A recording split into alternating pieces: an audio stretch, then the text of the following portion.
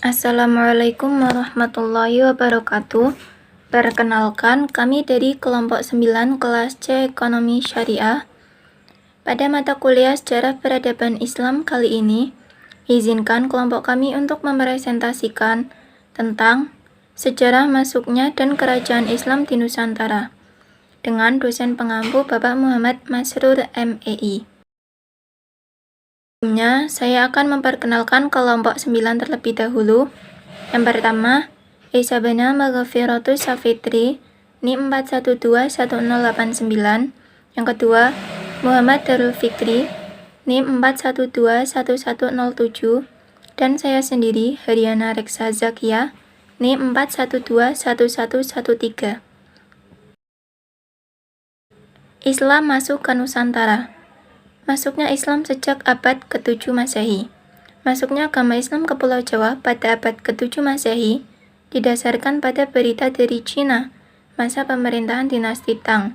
Berita itu menyatakan tentang adanya orang-orang Taksih, Arab, dan Persia yang mengurungkan niatnya untuk menyerang Kaling di bawah pemerintahan Ratu Sima pada tahun 674 Masehi. Yang kedua, masuknya Islam sejak abad ke-11 Masehi. Pendapat ini didasarkan pada bukti adanya sebuah batu nisan milik Fatimah binti Maimun yang berada di dekat Gresik, Jawa Timur. Batu nisan ini berangkat tahun 1082 Masehi. Masuknya Islam sejak abad ke-13 Masehi. Pendapat ini didasarkan pada beberapa bukti yang lebih kuat, diantaranya dikaitkan dengan masa runtuhnya dinasti Abbasiyah di Baghdad pada tahun 1258, berita dari Marco Polo tahun 1292, batu nisan kubur Sultan Malik As-Soleh di Samudera Pasai tahun 1297, dan berita dari Ibnu Battuta 1345. Cara penyebaran Islam di Nusantara. Yang pertama, perdagangan. Para pedagang Muslim yang berasal dari Arab, Persia, dan India telah ikut ambil bagian dalam lalu lintas perdagangan yang menghubungkan Asia Barat, Asia Timur, dan Asia Tenggara pada abad ke-7 sampai abad ke-16. Para pedagang Muslim itu akhirnya singgah juga di Indonesia, dan mereka bukan hanya berdagang tetapi juga berdakwah dan menyebarkan agama Islam. Hubungan sosial. Para mubalik yang menyebarkan Islam di Nusantara tidak hanya aktif dalam berdagang, mereka juga aktif dalam kegiatan sosial yang ada di lingkungan yang mereka tinggali. Bahkan sebagian dari mereka ada yang menetap di lingkungan tersebut karena menikah dengan penduduk setempat. Yang ketiga, pendidikan dan pengajaran. Di setiap kesempatan, para mubalik menyampaikan agama Islam, ajaran Islam kepada masyarakat sekitar, melalui pendidikan dan pengajaran dengan menggunakan musola, rumah salah seorang warga, bahkan tempat terbuka seperti di bawah pohon rindang, sebagai tempat untuk menyampaikan dakwahnya. Teori tentang kedatangan Islam ke Indonesia. Yang pertama, teori Mekah. Teori Mekah mengatakan bahwa Islam masuk ke Indonesia pada abad ke-7 Masehi, langsung dari Mekah atau Arab. Tokoh yang memperkenalkan teori ini adalah Haji Abdul Karim Amrullah atau Hamka, salah seorang ulama sekaligus sastrawan Indonesia. Yang kedua, teori Gujarat. Teori ini berpendapat bahwa Islam masuk ke Indonesia pada abad ke-13 Masehi, dibawa oleh pedagang Gujarat, Chamba, India. Teori ini diusung oleh Bij Nepal, dilakukan oleh Snokher Grunge, Fatimi, Fleck, Gunda, dan Skrik. Teori Persia.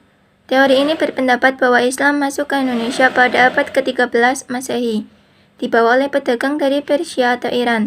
Dasar teori ini adalah kesamaan budaya Persia dengan budaya masyarakat Islam di Indonesia.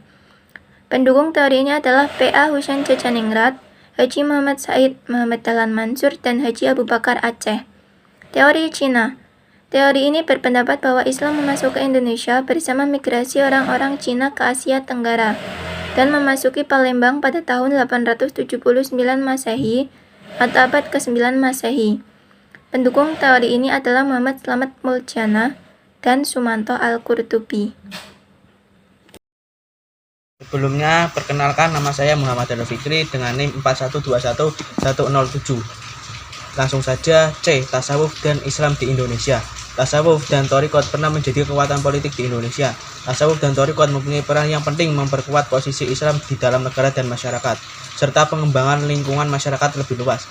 Beberapa peran itu diantaranya: yang pertama, peran sebagai faktor pembentuk dan model fungsi negara. Yang kedua, sebagai petunjuk beberapa jalan hidup, pembangunan masyarakat dan ekonomi.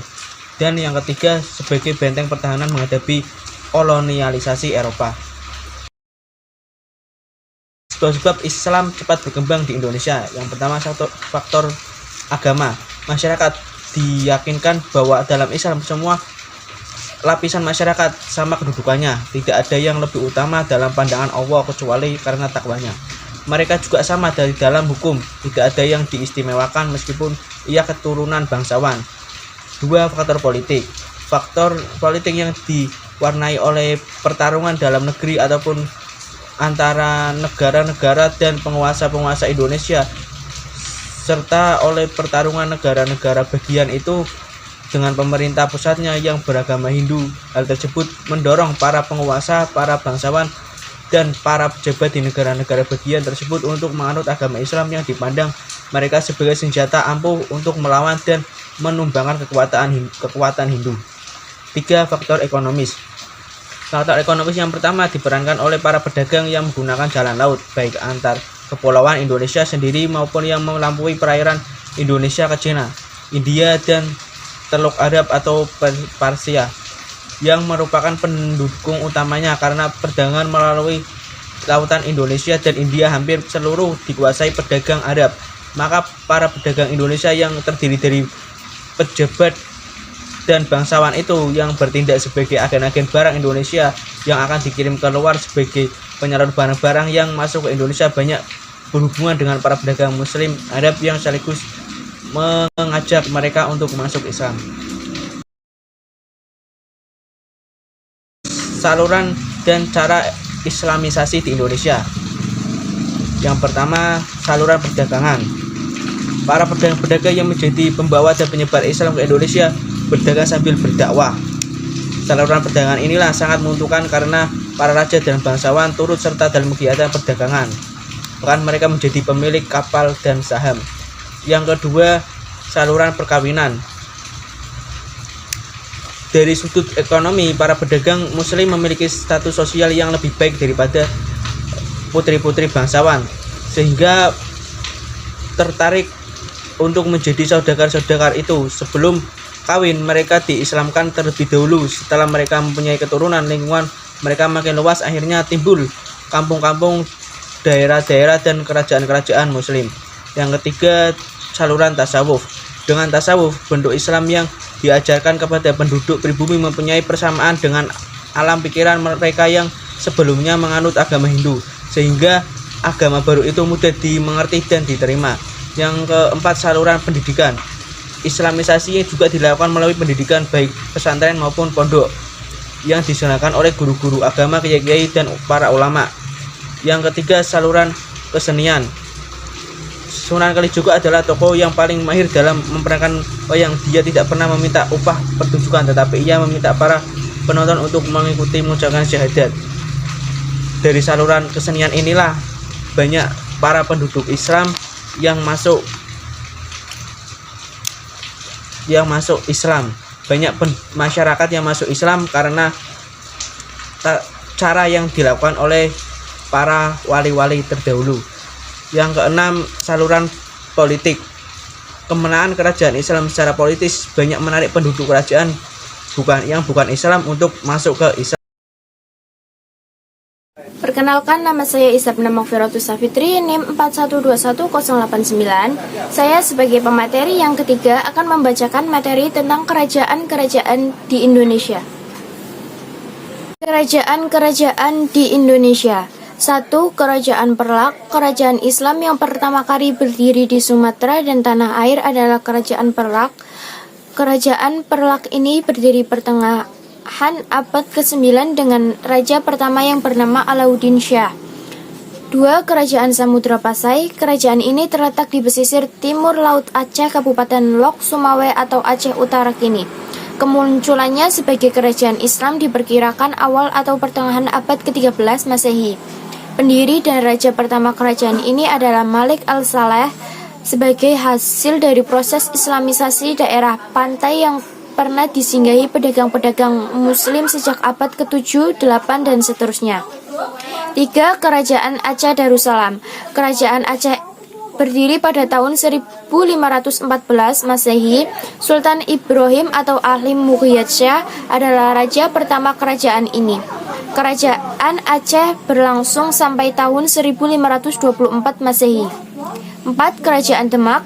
Sebelumnya Demak masih bernama Bintoro, asal Majapahit yang diberikan Raja Majapahit kepada Raden Patah. Maka berdiri kerajaan Islam pertama di Pulau Jawa, yaitu Kerajaan Demak. Kerajaan ini didirikan oleh Raden Patah pada tahun 1478. 5. Kerajaan Pajang. Pajang adalah pelaut atau sebagai pewaris Kerajaan Demak. Sultan pertama kali kerajaan ini adalah Joko Tingkir yang berasal dari Pengging di lereng Gunung Merapi. 6. Kerajaan Mataram Islam. Kerajaan Mataram didirikan oleh Sultawijoyo yang memiliki gelar Panembahan Senopati ing Alago Sayyidin Panotogomo.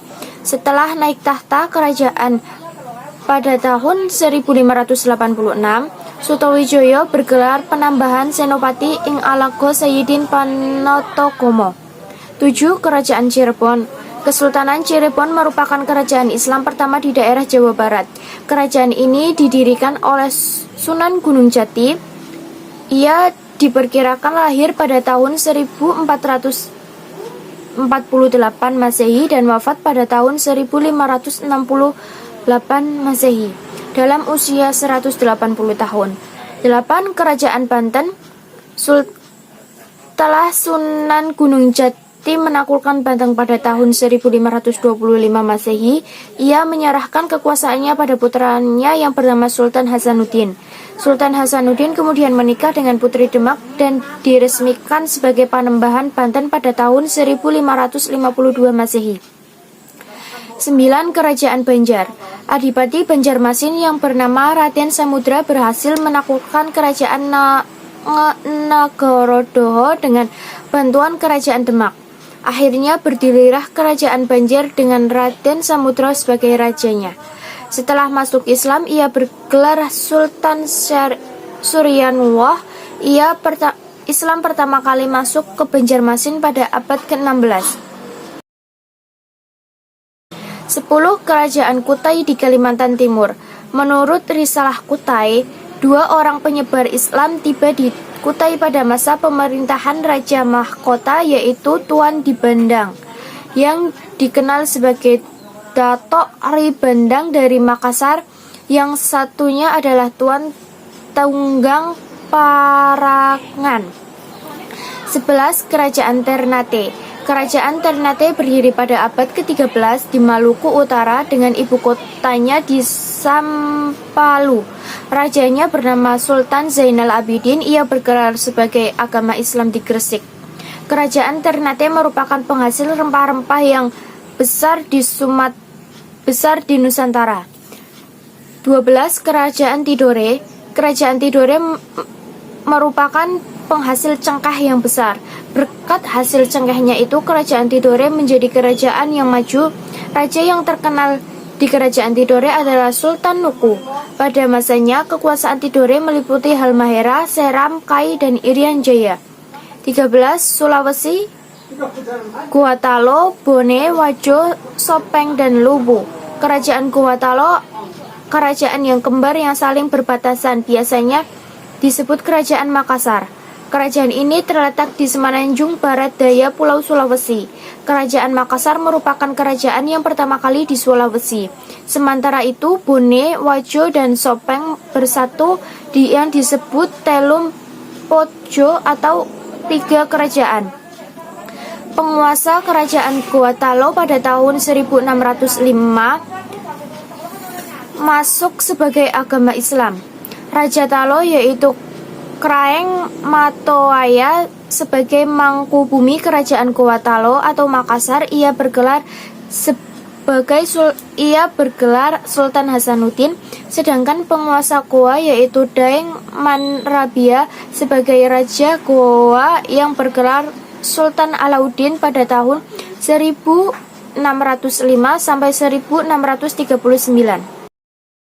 Presentasi dari kelompok kami, kurang lebihnya terima kasih dan mohon maaf apabila terjadi kesalahan. Wassalamualaikum warahmatullahi wabarakatuh.